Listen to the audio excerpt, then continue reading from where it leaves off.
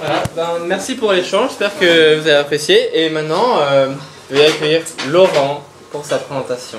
Merci beaucoup. Merci de venir à Parole donnée numéro 102. Donc pour ceux qui viennent pour la première fois, ça fait 2 ans que nous avons ouvert ce local dans le 13e. Et donc ce mois-ci, on a les semaines de l'éthique. On s'intéresse à la question du bien. Mais comment ça se fait qu'il n'y ait pas eu un résumé de la table 3? Il va y en avoir une après. C'est table de sage. Ah ouais. Voilà. Les messages ils vont là. Voilà. Alors, tout à l'heure à cette table, vous avez été assez nombreux à dire qu'on fait le bien naturellement, sans se poser de questions.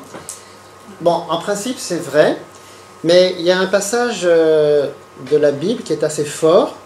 C'est celle du jeune homme riche. C'était une personne très très pieuse en fait. Il faisait tout bien depuis qu'il était tout petit. C'est une personne qui n'avait absolument pas l'habitude de sortir des clous. Il était excellent.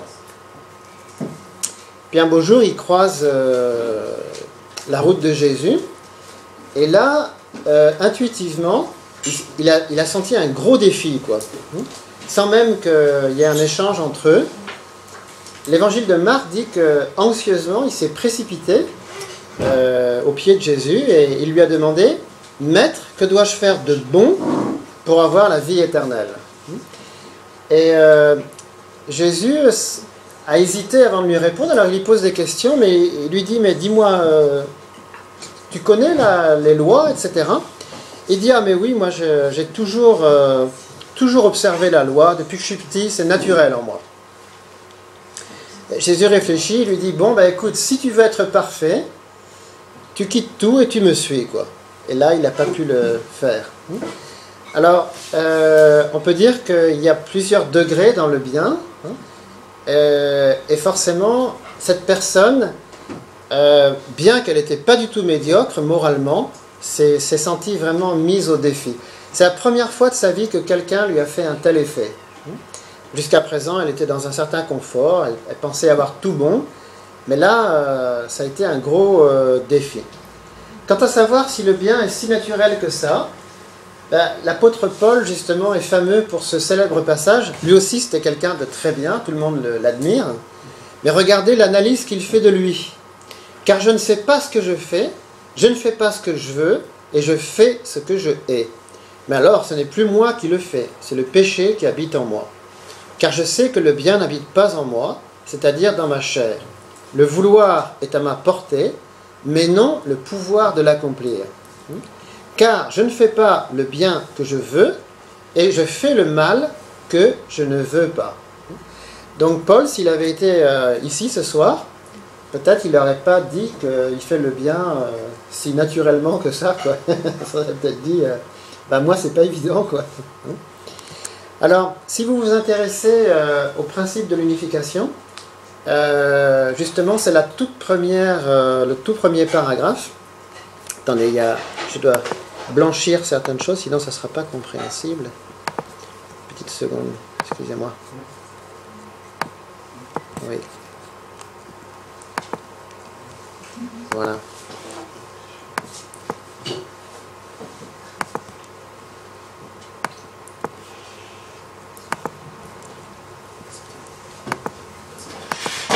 Donc, toute personne lutte pour atteindre le bonheur et écarter le malheur.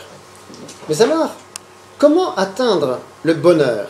Les êtres humains éprouvent de la joie quand leurs désirs sont satisfaits. C'est ce qui a été dit à votre table. On fait le bien sans se poser de questions parce que ça apporte du bonheur, tout simplement, quoi.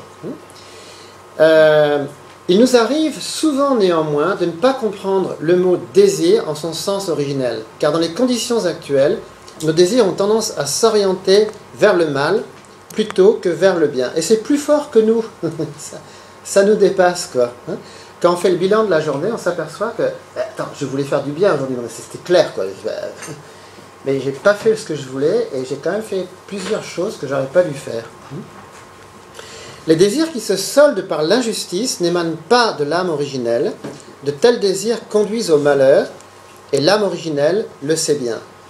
La religion voit cette situation comme un résultat de la chute de l'homme. À ce soir, on ne va pas parler de la chute, mais on va essayer de voir ce qu'il est possible de faire, malgré tout, que l'on soit croyant ou pas, pour augmenter un peu le pourcentage du bien. Parce que tout le monde ne croit pas forcément en la chute, et ce n'est pas l'objet de la présentation de ce soir.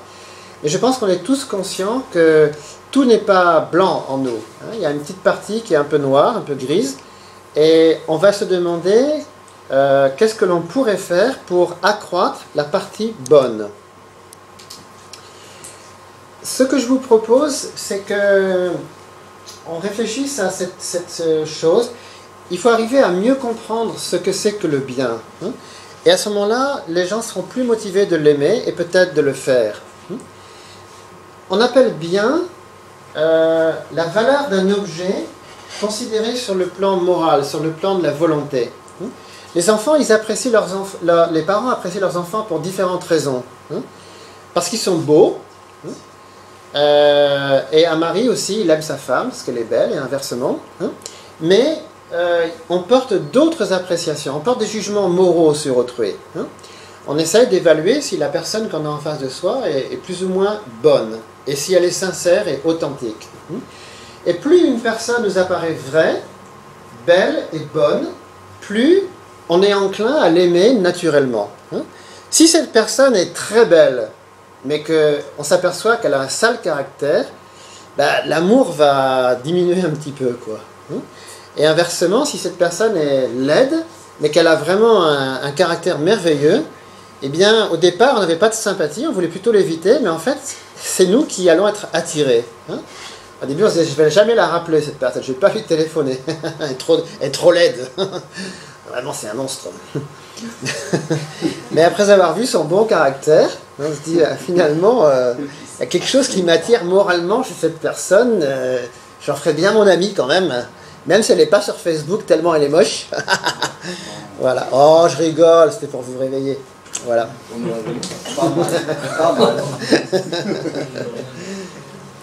Alors, les valeurs nous procurent de la joie. On se sent mieux avec des personnes vraies, bonnes et belles.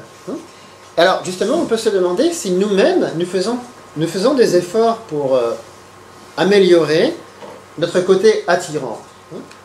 Et en particulier, qu'est-ce que nous faisons pour vraiment être mieux? Parce que ça risque de nous attirer plus d'amour, en fait. C'est pas forcément par intérêt, mais rien ne nous oblige à être désagréable. Et si on améliore le côté bon en nous, on va plaire aussi davantage aux autres. Et ça risque de nous apporter plus de joie. Donc finalement, c'est intéressant de comprendre ce qu'est le bien, à quoi ça sert, et de l'aimer davantage. Ici, il y a eu une campagne de pub récemment. Je ne sais pas si vous arrivez à bien lire les... Alors, la première dit « Qui paraissent aux heures de pointe risquent 2 ou 3 plaintes ». Et vous avez une espèce d'animal, là, de paresseux ou de blaireau. Il est vautré sur un siège aux heures de pointe. Il empêche tout le monde de rentrer ou de sortir. Mais lui, il est hyper content. Eh mais franchement, ils ont qu'à dégager. Mais qu'est-ce qu'ils ont? Mais j'ai bien le droit d'être assis, mais franchement, mais où est le problème? Mais ceux qui sont là, c'est leur problème. Je paye mon ticket, non mais franchement, c'est pas possible. Les gens, ils sont bêtes aujourd'hui. Mais quelle collection d'idiots dans ce métro, mais c'est pas possible. Je suis assis, mais d'ailleurs, ils ont l'air bêtes d'être debout aussi. C'est pas possible. C'est dingue, ouais. C'est d'accord, on s'assoit sur lui. Alors, qui jette son chewing-gum dans la poubelle en aura moins sous les semelles. Oui. Alors là, en fait, on s'aperçoit qu'il est bête de jeter les chewing-gums parce qu'un jour, il va marcher dessus. Si tout le monde les mettait dans la poubelle, finalement, c'est plus intelligent. Et là, il y a une espèce de taureau qui rentre, qui bouscule 5 personnes en montant, ne partira pas plus vite pour autant. Alors, c'est des campagnes toutes bêtes, mais qui ne sont pas sans profondeur.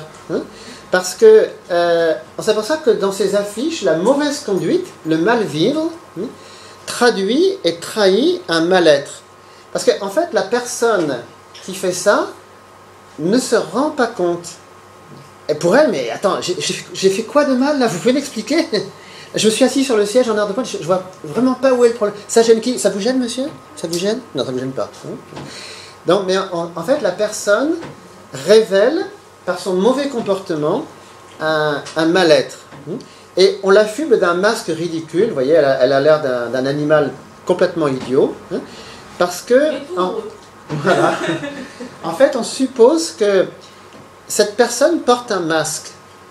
Elle a l'air à l'aise comme ça, elle a l'air parfaitement sûre d'elle, mais en réalité, si elle se connaissait, elle n'agirait pas comme ça. Elle n'est pas du tout consciente d'avoir un masque. Mais les gens se disent, mais d'où il sort celui-là? C'est incroyable de se comporter comme ça. C'est fou, quoi. Et aussi, c'est une personne qui est laide. Et on dirait que cette union de mensonge et de laideur est une forme de bêtise, au sens propre comme au sens figuré. Vous voyez, ils sont dépeints comme des animaux, en fait. Ils se conduisent comme des bêtes. Et en fait, cette campagne de pub de la RATP nous fait réfléchir sur la question morale.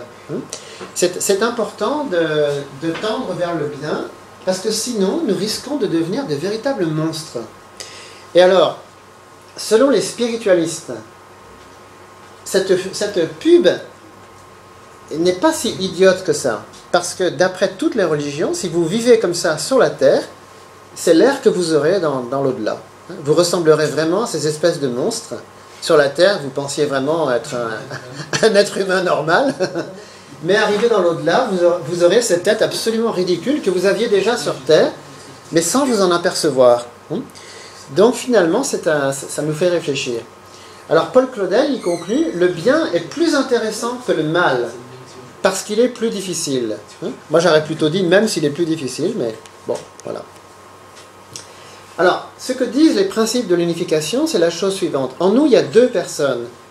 Une personne physique, qui recherche le bien, mais dans le sens le bon, ce qui est bon à manger, ce qui est agréable. On a tous une personne physique et on aime les bonnes choses, la bonne nourriture, les bonnes boissons, ce qui sent bon.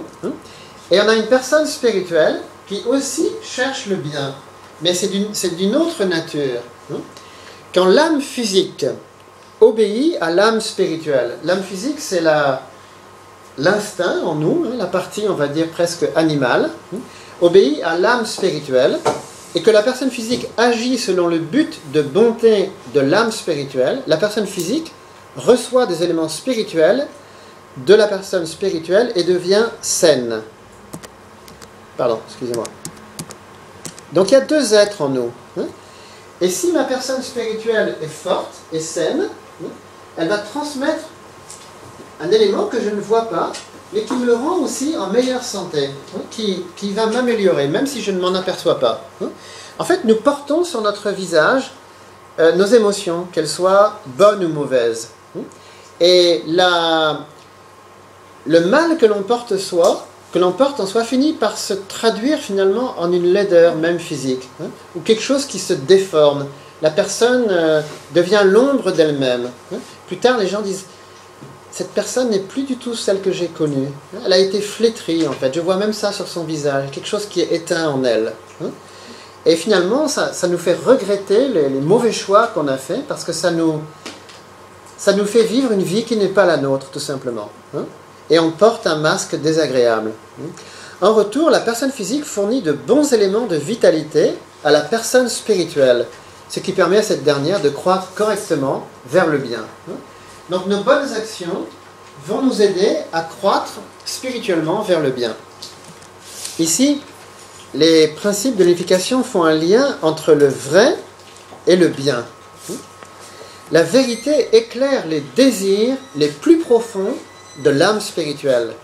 Une personne doit d'abord comprendre par la vérité les aspirations les plus profondes de son âme spirituelle, puis mettre ce savoir en pratique pour accomplir sa responsabilité. C'est seulement ainsi que les éléments spirituels et les éléments de vitalité établissent une relation mutuelle dans la personne elle-même, lui permettant de progresser vers le bien. L'élément spirituel et l'élément de vitalité ont une relation de nature intérieure à forme extérieure. En fait, les gens qui réfléchissent sur les questions morales ne sont pas conscients souvent des enjeux spirituels. C'est-à-dire, ils voient ça d'un point de vue, je dirais, humaniste, c'est déjà pas mal, ou social. On se dit, bon, faire du bien, ouais, c'est utile à la société, c'est mieux pour... D'accord. Mais en réalité, derrière cela, il y a des lois spirituelles absolues. Ce qui est en jeu, c'est ni plus ni moins la vie éternelle de l'être humain. Et sa destinée à très long terme, pas seulement sur cette terre, mais bien au-delà. Sa vie éternelle est en jeu. Alors, la vérité dont il s'agit n'a rien à voir avec une idéologie. Parce que ce n'est pas parce que vous suivez la constitution de votre pays, même vraiment, vous faites tout bien, ou même, je dirais, les préceptes de votre religion, que vous êtes en paix. La vérité dont il s'agit, c'est une vérité transcendante, qui vient du Dieu vivant, et qui s'adresse au plus profond du cœur de la personne. Cette vérité peut même entrer en contradiction avec les enseignements officiels. La personne sent qu'elle est appelée par quelqu'un qui ne dit pas son nom, qui n'a pas de carte de visite, mais la personne est sûre et certaine que ça vient directement de Dieu. Elle a beau consulter ses maîtres spirituels, elle sent qu'il y a un appel divin. Et à ce moment-là, elle va transcender les critères. Elle va peut-être se mettre à dos ses voisins, ses amis, pour atteindre un bien supérieur. Il ne viendrait pas à l'idée de trahir l'appel divin. Bon, on sait que le Bouddha, par exemple, c'était un hindouiste convaincu. Il pensait que l'hindouisme, c'est parfait, c'est la religion des religions. Mais vous pouvez imaginer quelque chose de mieux que l'hindouisme? C'est sublime l'hindouisme, il y a tout là-dedans, tout ce qu'il faut pour être bon. Et Bouddha, à un moment donné, il a tout laissé tomber par inquiétude spirituelle. Il a cherché comme un fou, il a jeûné, etc. Il s'est mis dans des états incroyables parce qu'il a réalisé que s'il continue dans cette voie, il n'ira pas dans la sphère spirituelle à laquelle son cœur aspire. Et tous les grands prophètes, tous les fondateurs de religion, c'est la même chose. Ils ont senti que leur religion était sclérosée. Si on continue comme ça, on va finalement dans une... On ne va pas aboutir au bien véritable. Alors, selon les princifications, l'être humain, c'est un être dual, qui se compose de l'esprit et du corps.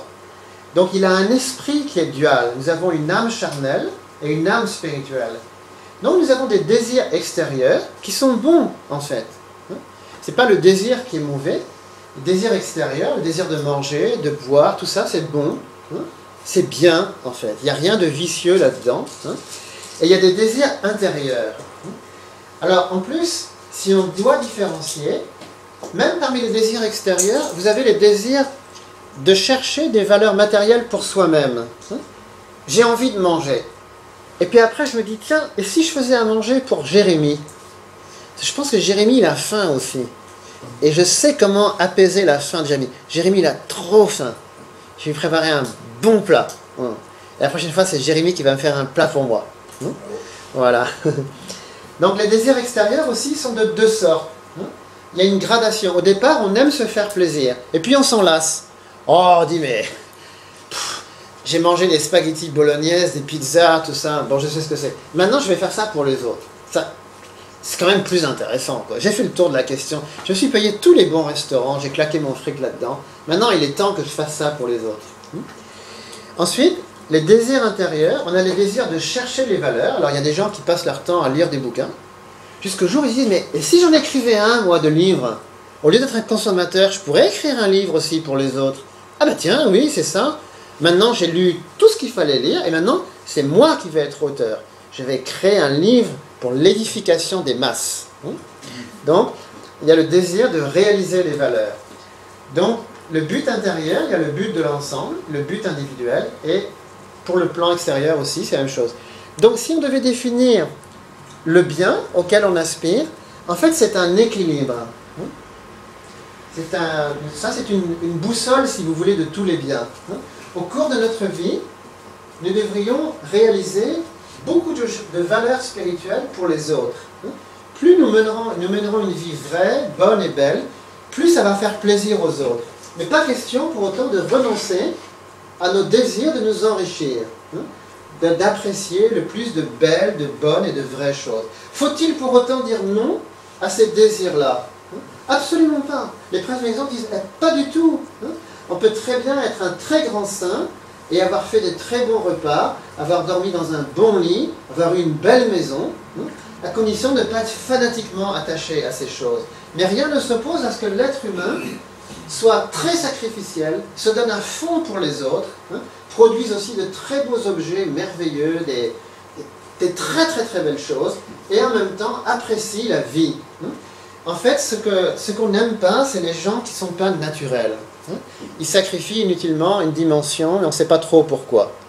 Donc dans les principes de l'unification, l'être humain doit vivre pleinement sur la terre, et arriver à faire le maximum de bonnes choses pour les autres, tout en profitant aussi bien de la vie. Il sera comblé. Donc ça, c'est ce qu'on appelle le bien, une vie sage et une vie sainte. Et ça, c'est les biens, et c'est une vie saine. La civilisation actuelle est très matérialiste. Elle dit aux êtres humains, bon, vous vous occupez de ça, ça c'est vraiment, vraiment, vraiment important. Alors vous n'oubliez pas de réclamer vos droits. Ça c'est vraiment, vraiment important. Il faut aller voir les syndicats. Si jamais on a oublié vos droits, il faut réclamer. Et puis vous devez produire plein de choses matérielles aussi. Tout ça, c'est quoi ça, spirituel? Ça existe ça encore? On ne sait pas ce que c'est. Donc c'est une civilisation qui a éteint l'aspect supérieur. Il y a quelques gens qui y croient encore, mais la société ne trouve pas tellement d'intérêt à cela. Hier, par exemple, j'ai lu dans le Figaro un truc incroyable. Un professeur, il a fait lire à ses élèves de CM2, ils ont 9 ans, un récit atroce de viol. C'est pour les éduquer. Donc, pour les éduquer contre l'esclavage. La raison est bonne, quoi. Il veut vraiment faire comprendre que l'esclavage, c'est terrible. Alors, il choisit un récit absolument intéressant pour des jeunes élèves. C'est une description de viol, mais super crue, quoi. Alors, c'est une personne complètement confuse. Elle pense que c'est bien de faire ça, mais vraiment, les gens se sont dit, mais il est malade, ce type, quoi. Et même, la personne qui a écrit le livre, elle était très choquée, quoi. Elle a dit, bah, si j'avais su que mon livre tomberait dans les mains de cet imbécile, j'aurais mieux fait de ne pas l'écrire.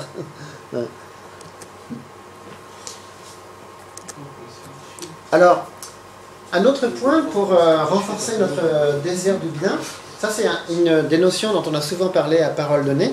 Tout être est à la fois un corps individuel de vérité qui existe en soi et pour soi et qui a son existence propre. Par exemple, la Terre, bon, elle se suffit à elle-même, elle a sa propre identité, mais en même temps, sans qu'on s'en aperçoive, on fait partie d'un tout. Longtemps, les gens ont cru que c'était le soleil qui tournait autour de la Terre. Parce que quand on est sur Terre, on a l'impression d'être seul au monde, quoi. Il y a peut-être un univers, là, mais c'est quoi? C'est des poussières d'étoiles, c'est insignifiant. Et puis finalement, en réfléchissant, on se dit, mais c'est nous qui sommes insignifiants. La Terre, c'est minuscule, quoi.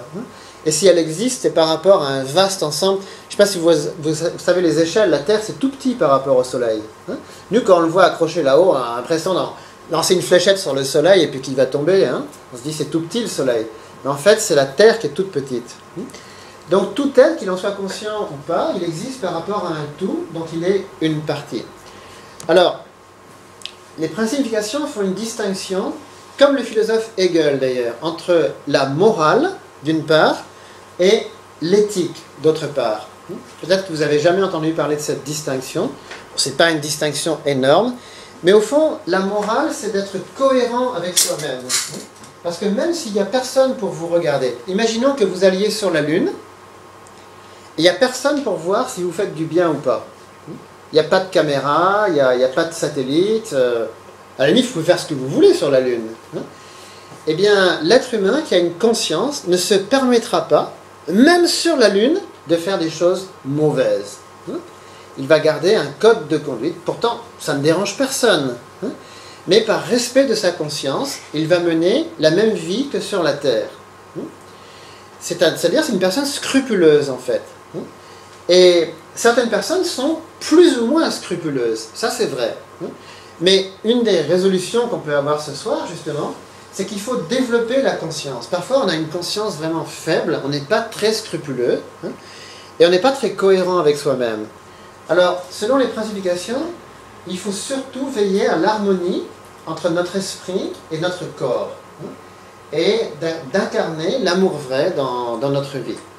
Alors, c'est cette personne-là qui va ensuite être apte avec d'autres de son groupe, à vivre des rapports corrects avec les autres, en suivant certaines normes. Bon, par exemple, si vous êtes dans l'éthique, par exemple, il y a l'éthique du football, il y a l'éthique du rugby qui n'est pas tout à fait la même, il y a l'éthique de votre entreprise, il y a un règlement.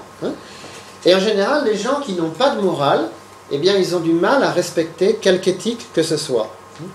Par exemple, en ce moment, l'éthique sur la route en France est devenue très sévère.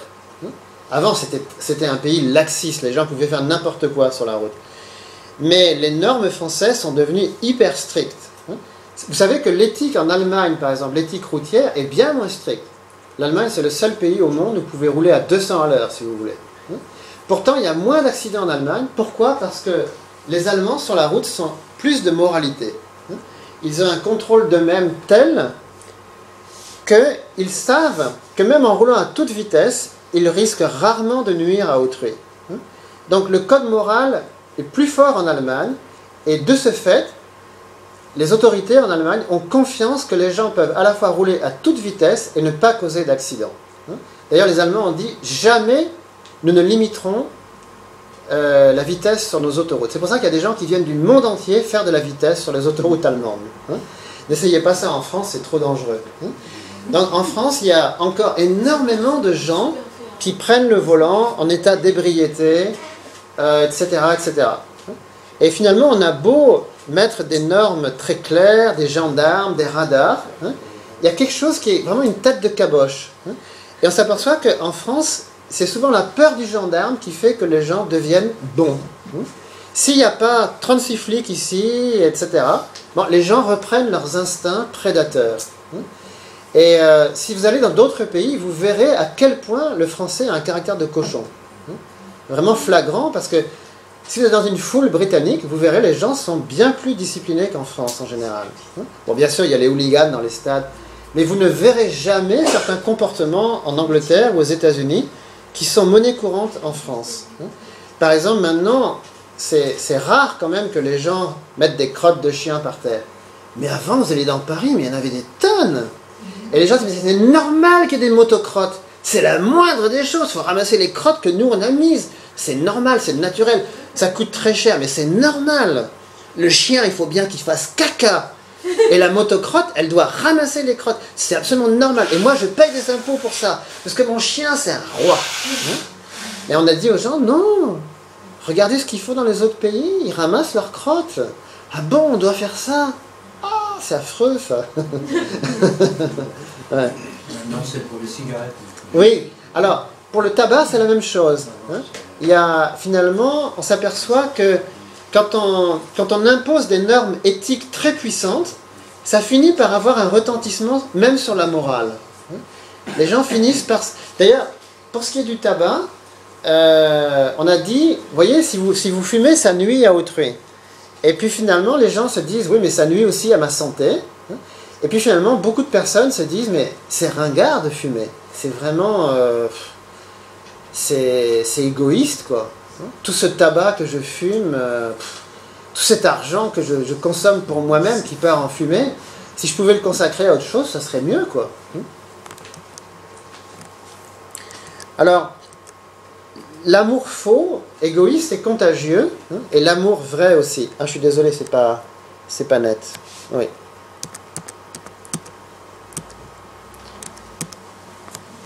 Donc, ce qu'on doit faire, c'est renforcer les capacités de l'amour vrai dans nos vies et aussi dans la société.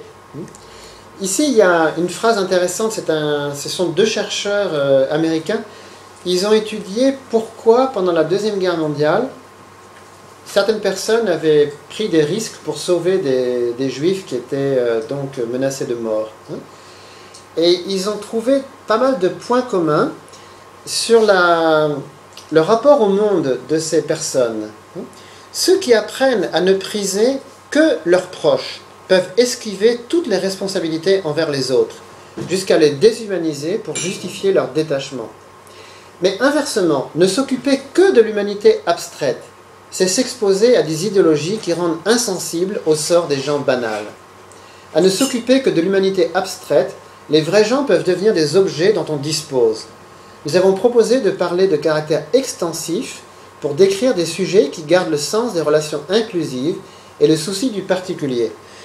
Donc, Samuel et Perle Orliner se sont aperçus que le profil typique des sauveteurs, c'était des gens qui avaient des bonnes valeurs familiales et les parents les avaient responsabilisés assez tôt, mais jamais de façon abstraite, jamais pour des causes très générales, très vagues. C'était toujours... Ah, ça va?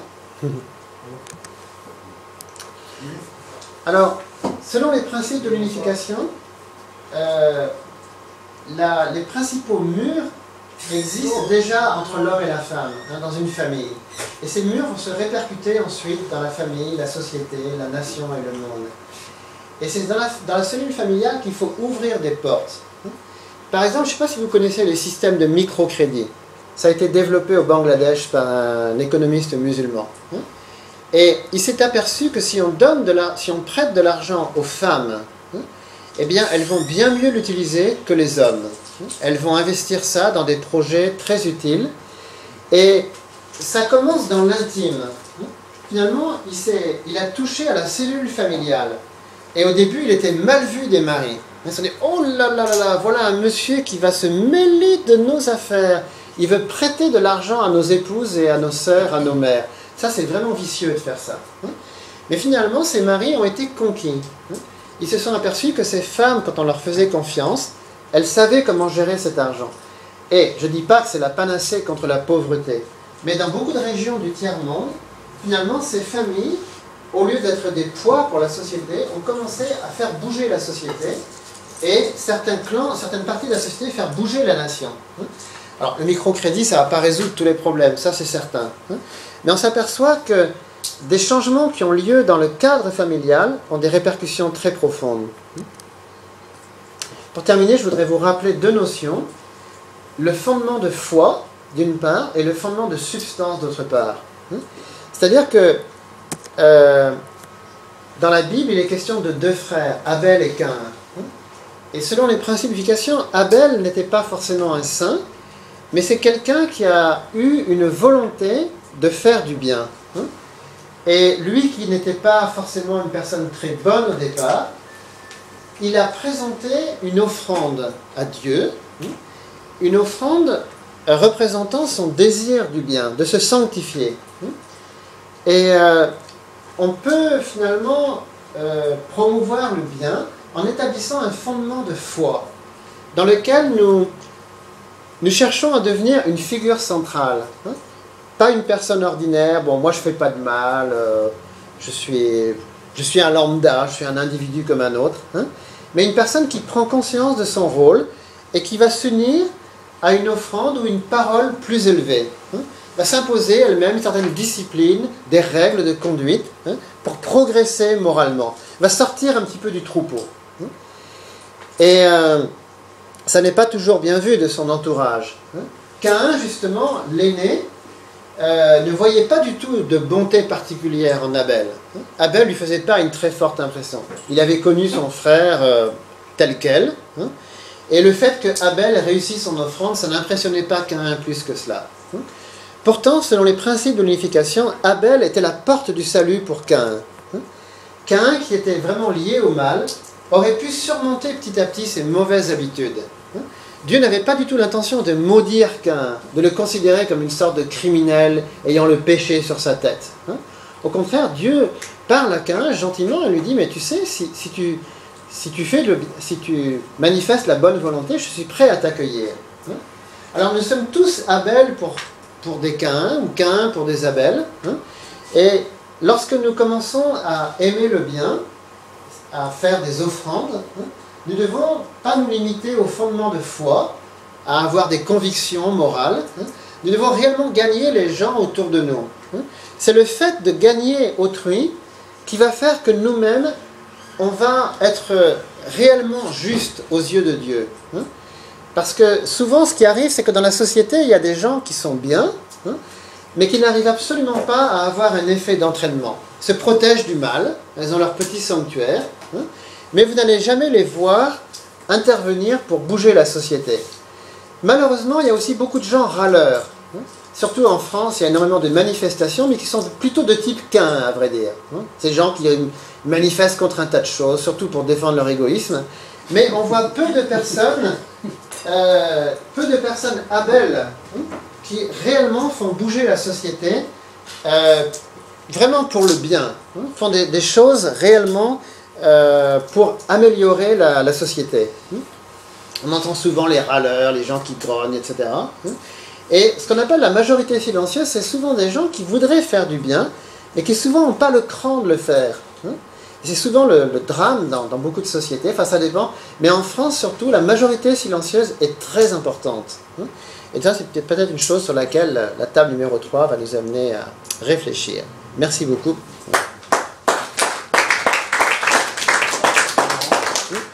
Ah oui, pardon.